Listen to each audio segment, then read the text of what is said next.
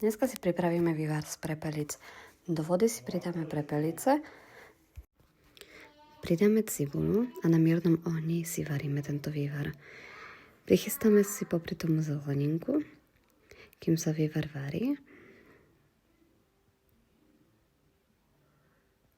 Následne si vyberáme penu z vývaru. Buď si to môžete predsediť sedítkom, alebo si to takto pekne iba z vrchu odoberajte.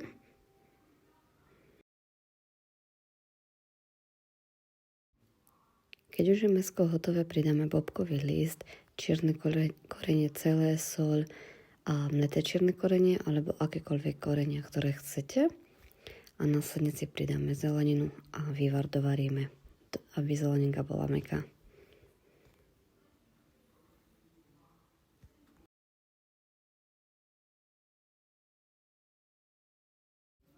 A tu už vývar máme hotový.